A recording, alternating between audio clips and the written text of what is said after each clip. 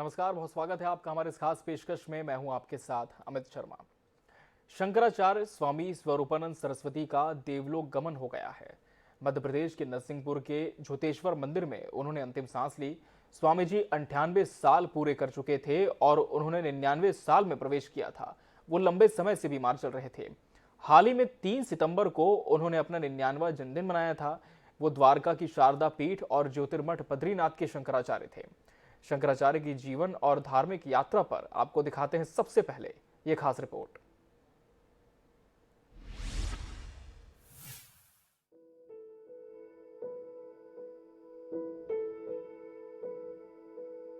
स्वामी स्वरूपानंद सरस्वती का जन्म 2 सितंबर 1924 को मध्य प्रदेश राज्य के सिवनी जिले में जबलपुर के पास दिघोरी गांव में ब्राह्मण परिवार में पिता धनपति उपाध्याय और श्रीमती गिरिजा देवी के यहाँ हुआ। माता पिता ने इनका नाम पोथीराम उपाध्याय रखा। 9 वर्ष की उम्र में उन्होंने घर छोड़कर धर्म यात्राएं प्रारंभ कर दी थी। इस दौरान वह काशी पहुँचे और यहाँ उन्होंने ब्रह्मलीन श्री स्वामी करपात्री महाराज वेद वेदांग शास्त्रों की शिक्षा ली। यह वह समय था जब भारत को अंग्रेजों से मुक्त करवाने की लड़ाई चल रही थी। जब 1942 में अंग्रेजों भारत छोड़ो का नारा लगा तो वह भी स्वतंत्रता संग्राम में कूद पड़े और 19 साल की उम्र में वह क्रांतिकारी साधु के रूप में प्रसिद्ध हुए। इस दौरान उन्होंने वाराणसी की जेल में 9 और मध्य प्रदेश की जेल में 6 महीने की सजा भी काटी। वे करपात्री महाराज की राजनीतिक दल नाम राज्य परिषद के अध्यक्ष भी थे। 1950 में वे दंडी सन्यासी बनाए गए और 1981 में शंकराचार्य की उपाधि मिली। 1950 में शारदा पीठ शंकराचार्य स्वामी ब्रह्मानंद सरस्वती से दंड संन्यास की 1950 में शारदा पीठ शंकराचार्य स्वामी ब्रह्मानंद सरस्वती से दंड संन्यास की दीक्षा ली और स्वामी स्वरूपानंद सरस्वती के नाम से जाने जाने लगे। INH न्यूज के लिए भोपाल से मनीष कांत जैन की रिपोर्ट।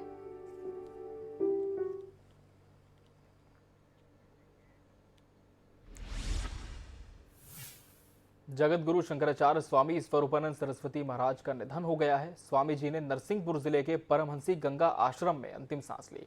शंकराचार्य पिछले लंबे समय से बीमार चल रहे थे और उनका बेंगलुरु से इलाज चल रहा था। कुछ ही दिन पहले वो आश्रम लौटे थे। उनके निधन पर शोक की लहर है। उनके शिष्य ब्रह्म विद्यानंद ने बताया कि सोमवार शाम उन्हें आश्रम में ही समाधि दी जाएगी। जगत गुरु शंकराचार्य स्वामी स्वरूपानंद जी महाराज को मणिदीप आश्रम से गंगा कुंड स्थल तक पालकी से ले जाया गया। इस दौरान बड़ी संख्या में भक्त मौजूद रहे। भक्त जय गुरुदेव के जयघोष लगा रहे थे। गंगा कुंड पर शंकराचार्य स्वामी स्वरूपानंद जी के पार्थिव शरीर को अंतिम दर्शन के लिए रखा गया है। सोमवार शाम करीब 4 बजे उन्हें समाधि दी जाएगी। भारी संख्या में पुलिस बल भी यहीं तैनात किया गया है। शंकराचार्य स्वामी स्वरूपानंद जी महाराज के अंतिम दर्शन के लिए कई VIPs के आने का सिलसिला भी शुरू हो गया है। तो न सिर्फ आम जनमानस बल्कि एक जो बड़ा वर्ग है महान विभूतियों का, वो भी उनका अनुयायी था, उनका प्रशंसक था। और न सिर्फ मध्य प्रदेश, छत्तीसगढ़, पूरे भारत देश बल्कि 7 समुंदर पार भी बड़ी संख्या में उनके श्रद्धालु थे। और लंबे समय से स्वामी जी बीमार चल रहे थे। देश भर में दुआओं का दौर जारी था। बेंगलुरु के चिकित्सालय से उनका इलाज चल रहा था। और आपको बता दें 99 साल की उम्र में आज उन्होंने अंतिम सांस ली और अपनी देह त्याग दी। नरसिंहपुर से भी हम आपको तस्वीरें दिखा रहे हैं, जबकि तस्वीरें सामने आई है किस तरह से लोगों का हुजूम उमड़ पड़ा है स्वामी जी के लिए। किसी को भी यकीन ही नहीं हो पा रहा कि इतनी बड़ी घटना हो चुकी है। स्वामी जी अब हमारे बीच में नहीं रहे हैं। लगातार वो लोगों का मार्गदर्शन भी करते थे। बहुत सारे ऐसे राजनीतिक पुरोधा हैं जिनके वो गुरु माने जाते थे। उनसे मार्गदर्शन करने के लिए महान विभूतियां भी पहुंचती थी उनके दरबार पर, उनका आशीर्वाद लेती थी। और समय समय पर समसामयिक मुद्दों पर शंकराचार्य अपनी टिप्पणी भी करते थे और अपने अनुयायियों का मार्ग भी प्रशस्त करते थे। और हमने देखा है कि धर्म को लेकर तो वो लगातार मुखर रहते ही थे, लेकिन उनकी राजनीतिक पकड़ भी बहुत मजबूत मानी जाती थी। न केवल छत्तीसगढ़ बल्कि देश और दुनिया में स्वरूपानंद महाराज जी को मानने वाले करोड़ों करोड़ों शिष्यों की आंख में आज आंसू है। 99 वर्ष की उम्र में उन्होंने देह त्यागा और अद्भुत उनका व्यक्तित्व था, आकर्षण था। पूरे देश और दुनिया में जहाँ भी जाते थे लाखों लोग उनके साथ रहते थे। और स्वामी स्वरूपानंद महाराज द्वारका पीठ और शारदा पीठ के शंकराचार्य थे। हम लोगों से और ख़ास तौर से मैं कहूँगा कि कवर्धा के लोगों के प्रति, छत्तीसगढ़ के लोगों के प्रति विशेष प्रेम उनका रहा। हाँ, क्योंकि उन्होंने दीक्षा ही ली थी स्वामी कल्पात्री जी महाराज से, और कल्पात्री जी महाराज के शिष्य होने के नाते उनका बहुत लगाव रहा। और मुझे तो व्यक्तिगत हानि महसूस हो रहा है कि कुछ चला गया हमारे परिवार के वरिष्ठ मार्गदर्शक। उनसे मैंने आग्रह किया था तो मुख्यमंत्री निवास में उन्होंने रुकना पसंद किया और 3 दिन मुख्यमंत्री निवास में रहकर हम सबको धन्य किया। ऐसे ही स्वरूपानंद जी महाराज के चरणों में अपना शीश झुकाता हूँ, ईश्वर से प्रार्थना करता हूँ कि उनको तो अच्छी ईश्वर अपने साथ स्थान दे, चरणों में स्थान दे। यही कामना करते हुए उनके सभी शिष्यों को मेरी इस भाव के साथ कि हम सब इस दुख में आपके साथ हैं।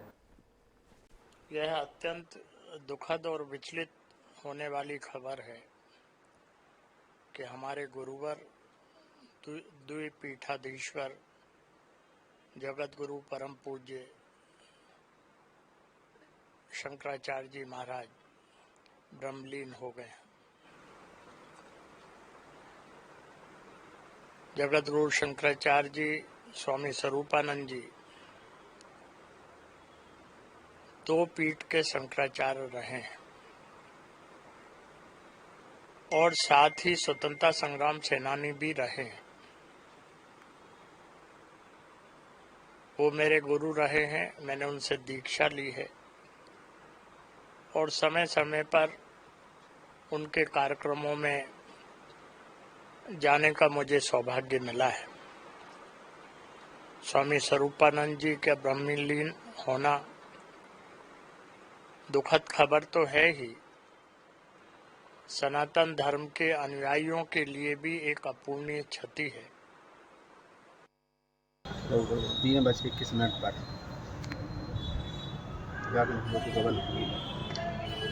ये अभी फेसबुक के माध्यम से छोटे स्वामी जी महाराज जी की हमको ज्ञात हुआ, तो समाचार को सुन करके हम वहाँ जोगेश्वर के लिए रवाना हो रहे हैं। वहाँ जाकर दूसरी के दर्शन कर रहे हैं। कोई शेड्यूल आया क्या कुछ? आज जगत गुरु स्वामी स्वरूपानंद महाराज जी का महाप्रयाण हुआ। समाचार मिलते ही हम लोग सब बहुत ही दुखी हो गए हैं और मैं व्यक्तिगत रूप से, क्योंकि मैं उनका दीक्षित शिष्य हूँ। महाराज श्री सिर्फ संत ही नहीं बल्कि स्वतंत्रता संग्राम सेनानी थे और उनके आज भौतिक रूप को त्यागने से सिर्फ हिंदू समाज ही नहीं बल्कि पूरे देश को बहुत बड़ी क्षति पहुंची है। ऐसे महान संत जगत गुरु जी महाराज स्वतंत्रता संग्राम सेनानी थे। 2 बार उनको कारागार जाना पड़ा और स्वतंत्रता संग्राम में उन्होंने उत्तर प्रदेश में और मध्य प्रदेश में, उत्तर प्रदेश में वाराणसी में तो 9 महीना जेल में रहे। वहाँ गाजीपुर के पास अंग्रेज़ों के विरुद्ध उन्होंने छोटी लाइन रेल की पटरी उखाड़ दी थी। और यहाँ नरसिंहपुर में भी, नरसिंहपुर की जेल में 3 महीने की सज़ा हुई है उनको। 2 पीठ के शंकराचार्य थे। धार्मिक क्षेत्र में ऐसा कोई भी कार्य नहीं है जो उन्होंने न किया हो। बड़े क्रांतिकारी रहे और निर्भय निर्भीकता पूर्वक उद्बोधन उनका होता था सनातन धर्म की रक्षा के लिए। बहुत बड़ी अपूरणीय क्षति है, बहुत बड़ी। अभी उन्होंने 100वें वर्ष में प्रवेश किया। 100 वर्ष प्राप्त कर लेना और निरंतर इतना भ्रमण किया है, निरंतर इतनी धर्म सभाएं की हैं, गौ माता की रक्षा के लिए बड़े बड़े आंदोलन किए उन्होंने। जगत गुरु शंकराचार्य स्वामी स्वरूपानंद सरस्वती के जाने के बाद समूचे सनातन धर्म के अनुयायियों में शोक की लहर है। न सिर्फ सनातन धर्म के अनुयायियों में बल्कि जो तमाम महान विभूतियां हैं, चाहे हम राजनेताओं की बात करें, वीआईपीज़ की बात करें, वो भी बड़ी संख्या में उनके भक्त थे, उनका अनुसरण करते थे, समय समय पर उनका मार्गदर्शन लिया करते थे, वो भी काफ़ी शोकित हैं। हर कोई बेहद निराश है, बहुत उदास है, मन बहुत भारी है क्योंकि जब ये खबर आई तो एकाएक किसी को इस पर यकीन ही नहीं हुआ, किसी को विश्वास ही नहीं हुआ कि इतनी बड़ी घटना कैसे हो गई। क्योंकि हाल ही में उनका प्राकट्योत्सव मनाया गया था, जिसमें तमाम जो उनके भक्त थे वो उन्हें बधाई और शुभकामनाएं देने पहुंचे थे। तांता लगा हुआ था भक्तों का, और हर कोई जब से उनका स्वास्थ्य खराब हुआ था उनके स्वस्थ होने की कामना कर रहा था। देश भर में दुआओं का दौर जारी था, प्रार्थनाओं का दौर जारी था। हर कोई यही चाह रहा था कि जल्द से जल्द वो स्वस्थ हों और भक्तों के बीच वापस लौट आएं। और हमारे साथ भोपाल से ज्योतिषाचार्य पंडित अरविंद तिवारी जी भी जुड़ चुके हैं इस वक्त। पंडित जी, बहुत स्वागत है आपका, और समय समय पर सितारों की चाल कार्यक्रम में आप इनका मार्गदर्शन भी लेते हैं। पंडित जी, निश्चित तौर पर आज सनातन धर्म के लिए एक बहुत बड़ी क्षति हुई है। हमने सबसे बड़े धर्मगुरु को खो दिया है। पंडित के तौर पर, ज्योतिषाचार्य के तौर पर कितनी बड़ी क्षति आप इसे मानते हैं, और हम ये भी चाहेंगे कि उनसे जुड़े कोई संस्मरण आप आज साझा करें। जी, बहुत धन्यवाद अमित जी। और चूंकि INH परिवार का सदस्य होने के नाते मैं हमेशा सुबह प्रातःकाल भी हम लोग ज्योतिष की चर्चा करते हैं, और स्वामी स्वरूपानंद जी के बारे में मैं आपको कुछ चीजें बताना चाहूंगा। जी। सबसे पहली चीज जो मैं उनके बारे में आपको बताना चाहूंगा वो ये है कि वो 2 पीठों के शंकराचार्य थे, और सबसे महत्वपूर्ण चीज, ज्योतिष आध्यात्म का जो ज्ञान उनके पास था वो ज्ञान आज के दौर में मिल पाना बेहद असंभव है। सबसे बड़ी बात, हमारे यहाँ 10 महाविद्याओं में हम चर्चा करते हैं श्री विद्या की, यानी राज राजेश्वरी त्रिपुर सुंदरी की। क्योंकि जहाँ जिस स्थान पर वो निवास किया करते थे उस धाम को श्री धाम के रूप में जाना जाता है। पहले उसका नाम गोटे गांव था। वहां पर उन्होंने तपस्या की, और ऐसा कहा जाता है, चूंकि मैं उनके सानिध्य में जितनी बार भी गया मैंने उस ऊर्जा को हमेशा महसूस किया। क्योंकि श्री विद्या साधना या राज राजेश्वरी त्रिपुर सुंदरी देवी की साधना करना अपने आप में बहुत बड़ी बात है। और भगवान, मैं तो उनको ईश्वर सदृश ही मानता हूं। स्वरूपानंद जी ने बहुत कठोर साधना की, और ऐसा कहा जाता है कि श्री विद्या यानी राज राजेश्वरी त्रिपुर सुंदरी ने उनको दर्शन भी दिए। मैं स्वयं उस स्थान पर गया जिसको श्री धाम कहा जाता है, जहां पर माँ की प्रतिमा विराजमान है। यदि आप थोड़ी बहुत भी पूजा अर्चना करते हैं तो आपको वहां पर उनकी उस ऊर्जा का अनुभव और एहसास अवश्य होगा। तो ऐसी माँ राज राजेश्वरी की उन्होंने पूजा अर्चना की। श्री यंत्र, जो कि हमारे जीवन में सबसे ज्यादा महत्वपूर्ण होता है, उसकी पूजा सहज रूप में किस प्रकार से गृहस्थ जीवन में एक साधक कर सकता है, या आप श्री यंत्र के माध्यम से अपने जीवन को कितना महत्वपूर्ण कर सकते हो। क्योंकि श्री यानी लक्ष्मी की जरूरत आपको हमेशा है, विद्या यानी सरस्वती की आपको जरूरत है, और इन दोनों जो मिला जुला रूप है, जिसको माँ राज राजेश्वरी इस भुवन की जो सबसे बड़ी देवी है, जो अपने आप में गुप्त विद्या है, उस गुप्त विद्या के बारे में जान पाना बहुत ही मुश्किल काम है। लेकिन स्वामी जी ने हमेशा सभी लोगों को बहुत ही सहज रूप में बताने की कोशिश की कि किस प्रकार श्री यंत्र का निर्माण होता है और श्री यंत्र को किस प्रकार से जागृत किया जाता है। देखिए, हमारे यहाँ ज्योतिष शास्त्र में और हिंदू धर्म में सबसे बड़ी चीज 3 चीजों की बात की जाती है, तंत्र, मंत्र और यंत्र।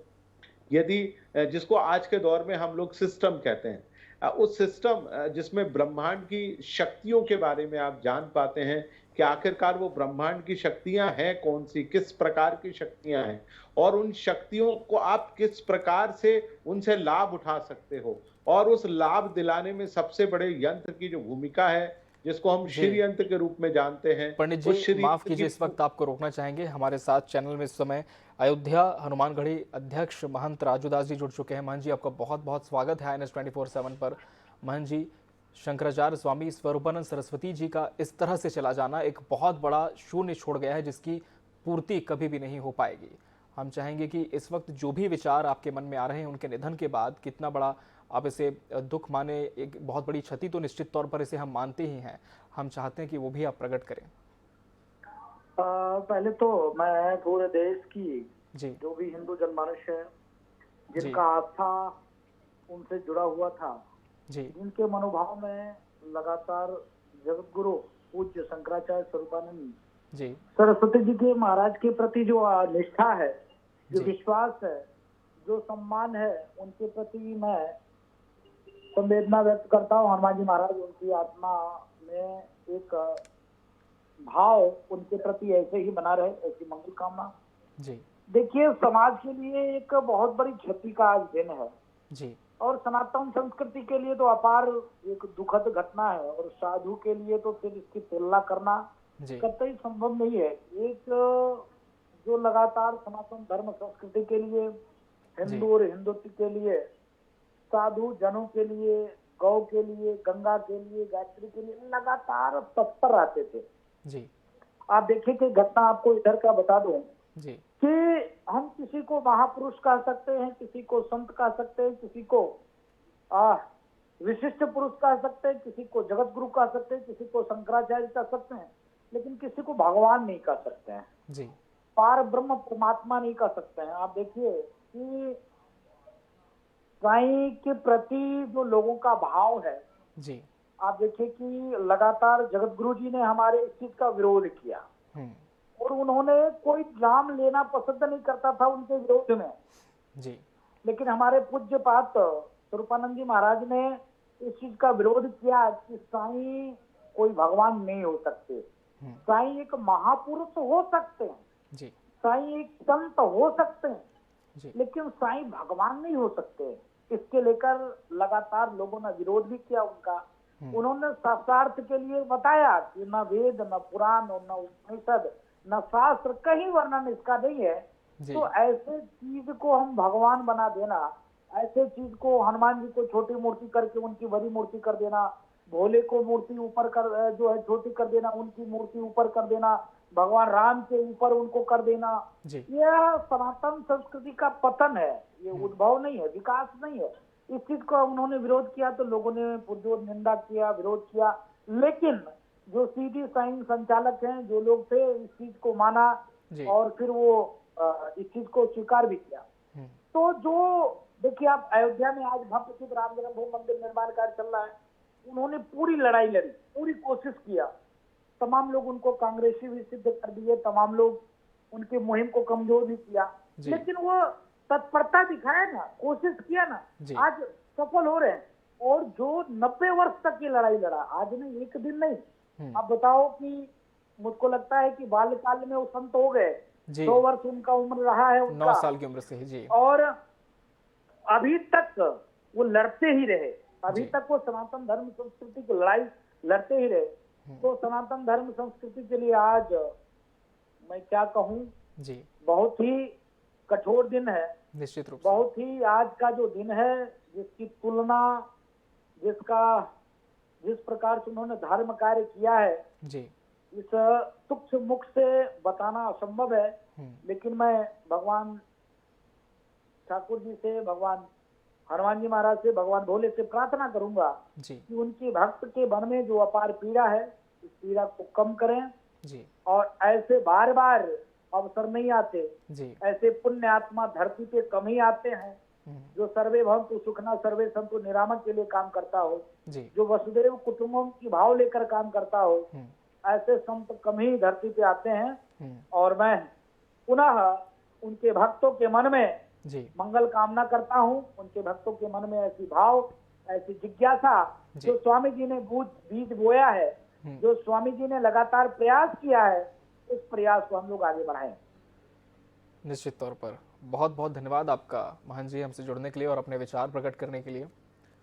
और निश्चित तौर पर सनातन धर्म के लिए एक बड़ी क्षति है ही। और हमारे साथ लगातार भोपाल से ज्योतिषाचार्य पंडित अरविंद तिवारी जी भी जुड़े हुए हैं। पंडित जी, जिस तरह से महंत जी ने भी कहा कि एक ऐसा शून्य छोड़कर गए हैं शंकराचार्य स्वामी जी, और एक ऐसा उदाहरण छोड़कर गए हैं आज की जो तमाम संत हैं जो इस समाज से आते हैं, कि उससे पूरा कर पाना निश्चित तौर पर एक बड़ी चुनौती तो होगी ही। लेकिन उससे बड़ी बात यह है कि आज जिस दिशा में हमारा देश जा रहा है, आज जिस दिशा में हमारा समाज जा रहा है, आज जिस तरह से हमारा सनातन धर्म है जिस पर लगातार उंगलियां उठ रही हैं, ऐसे में हम कह सकते हैं कि हमने न सिर्फ एक बड़े स्वामी को खोया है, बल्कि एक सनातन धर्म के रक्षक को भी हमने आज खो दिया। पंडित जी। बिल्कुल अमित जी, मैं आपको बताना चाहूंगा कि स्वामी जी को हर विषय का ज्ञान था। देखिए, वेदों का ज्ञान होना शंकराचार्य के लिए बहुत ही आम बात है, परंतु मैं आपको बताऊं कि शंकराचार्य महाराज को हर विषय का ज्ञान था। मैं स्वयं उनके पास कई बार गया, मैंने कई बार उनसे चर्चा की। आध्यात्म, ज्योतिष, धर्म, यंत्र, तंत्र, मंत्र के बारे में इतनी गूढ़ता और सहजता से बताने वाला व्यक्ति शायद ही संसार में दूसरा कोई हो। क्योंकि आप देखिए कि वो दो पीठों के शंकराचार्य थे। ये बहुत ही बड़ी बात है कि एक व्यक्ति दो पीठों का शंकराचार्य हो और बहुत आसानी से उन पीठों का संचालन बहुत आसानी से करते हो।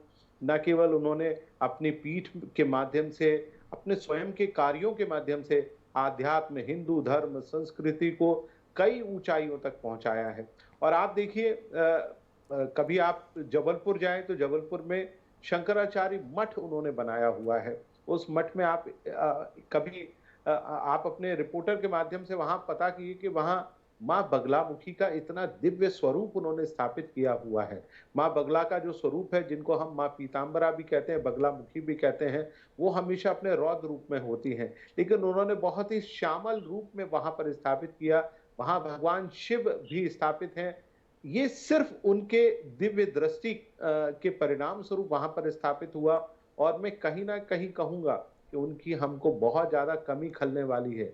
आज के दौर में उन जैसे ज्ञानी व्यक्ति, हालांकि हमारे पूरी पीठ के जो शंकराचार्य महाराज हैं वो भी उतने ही ज्ञानवान हैं, परंतु स्वामी स्वरूपानंद जी के पास जो व्यवहारिक ज्ञान था, जो अपने व्यवहारिक ज्ञान से, और वो हमेशा जनमानस के लिए सुलभ रूप से उपस्थित होते थे।